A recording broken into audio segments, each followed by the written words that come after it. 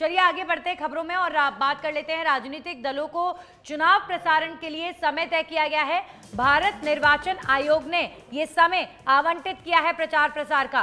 राजस्थान में पार्टियों को कुल 630 मिनट का समय दिया गया है। देखिए, सब कुछ इलेक्शन कमीशन तय करना है, कितना पैसा आप प्रचार प्रसार में खर्च करेंगे या प्रसारण में आपको कितना समय दिया जाना चाहिए, वो इलेक्शन कमीशन ने तय कर दिया है। 630 मिनट का समय दिया गया है। प्रसारण का सर्वाधिक समय कांग्रेस को मिला है। कांग्रेस को 179 मिनट का समय आवंटित हुआ है। 5-5 मिनट का 37 बार और एक बार 4 मिनट का कांग्रेस प्रसारण कर सकती है। बीजेपी को 187 मिनट का समय आवंटन किया गया है।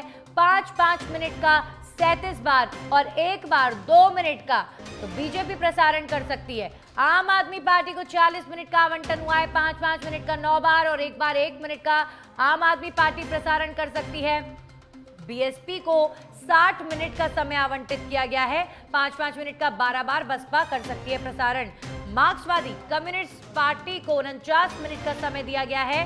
5-5 मिनट का 9 बार और एक बार कर सकती है प्रसारण। आरएलपी को 54 मिनट दिए गए हैं। आरएलपी को इसके अलावा जो आवंटन हुआ 54 मिनट का, उसमें 5-5 मिनट का 10 बार और एक बार 4 मिनट का प्रसारण आरएलपी कर सकती है। तो ये तमाम पार्टियों के प्रसारण का जो समय है वो भारतीय निर्वाचन आयोग ने तय किया है।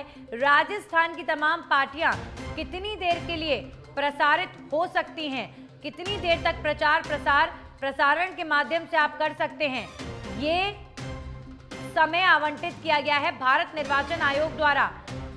राजस्थान में पार्टियों को कुल 630 मिनट का समय दिया गया है। चुनाव से पहले प्रसारण की जो अवधि है, यानी इतनी देर ही आप प्रसारित अपने आप को कर सकते हैं। आप अनलिमिटेड टाइम ऑन स्क्रीन या आपके बारे में जिक्र हो तमाम मीडिया प्लेटफॉर्म्स पर, उसका समय दिया गया है। तो ये समय भी निर्धारित है। आप देखिए, इलेक्शन कमीशन के जो नियम हैं वो कितने सख्त होते हैं। चुनाव से पहले कितना पैसा आप खर्च कर सकते हैं, कितना आप एडवर्टीजमेंट में दे सकते हैं या कितनी देर आप प्रसारण में आ सकते हैं, ये सब कुछ इलेक्शन कमीशन एक स्टैंडर्ड तरीके से तय करता है। और आप देखिए, ये जो मिनट तय किए गए हैं प्रसारण के, वो आप देख पा रहे हैं। हमारे सहयोगी लोकेश ओला जुड़ गए हैं। लोकेश, इलेक्शन कमीशन ने तमाम पार्टियों के प्रसारण का समय तय किया है और क्या डिटेलिंग इस खबर को लेकर आपके पास?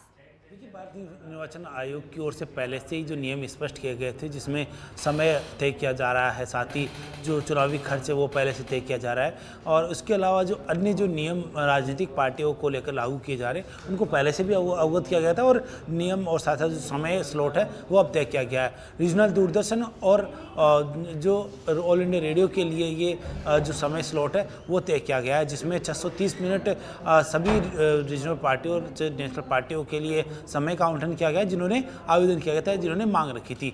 जिसमें सबसे अधिक कांग्रेस को 189 मिनट का समय दिया गया, जिसमें जो 37 बार 5-5 मिनट का और इसके अलावा एक बार 4 मिनट का जो स्लॉट है वो कांग्रेस पार्टी को दिया। इसी तरह 187 मिनट का बीजेपी को और अन्य पार्टी को भी इसी तरह का समय है वो स्लॉट किया गया। जिसमें बताना चाहूँगा कि जो बीजेपी को 187 मिनट का दिया गया है, इसके अलावा आम आदमी पार्टी को 46 मिनट, बीएसपी को यानी बसपा को 60 मिनट का और मार्क्सवादी कम्युनिस्ट पार्टी को 49 मिनट का, आरएलपी को 54 मिनट और एनएनपी को 45 मिनट का समय दिया गया है।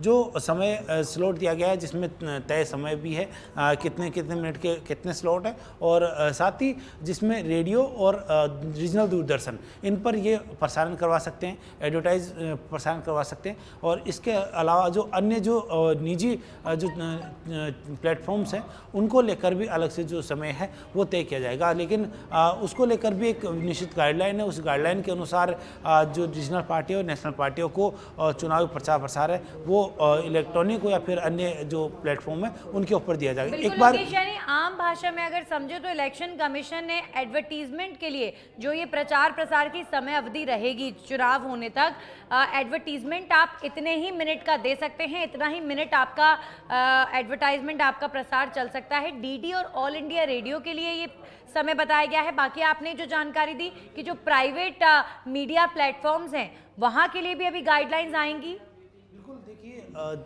प्राइवेट मीडिया प्लेटफॉर्म ही नहीं, डिजिटल मीडिया प्लेटफॉर्म को लेकर भी इस बार विशेष जो गाइडलाइन है वो जारी की जा रही है। कर्नाटक में जो चुनाव या फिर पहले जो चुनाव हुए हैं उनमें भी भारत निर्वाचन आयोग की ओर से अलग अलग जो तय है मापदंड वो तय किए, चाहे जो सोशल मीडिया प्लेटफॉर्म है उनमें, चाहे फेसबुक की बात करें या फिर अन्य जो सोशल मीडिया प्लेटफॉर्म, वहाँ पर भी चुनाव प्रचार प्रसार के लिए अलग से समय और जो राशि है वो तय की जाएगी और उसी निश्चित राशि के अनुपात में ही जो खर्च वहन किया जा सकता है राजनीतिक पार्टियों की ओर से, चाहे वो सोशल मीडिया प्लेटफॉर्म हो या फिर अन्य चाहे इलेक्ट्रॉनिक मीडिया या प्रिंट मीडिया प्लेटफॉर्म हो या फिर जो दूरदर्शन या फिर ऑल इंडिया रेडियो हो। इसके लिए सभी के लिए जो गाइडलाइन है उसी गाइडलाइन के अनुसार इनको पालन करना होगा।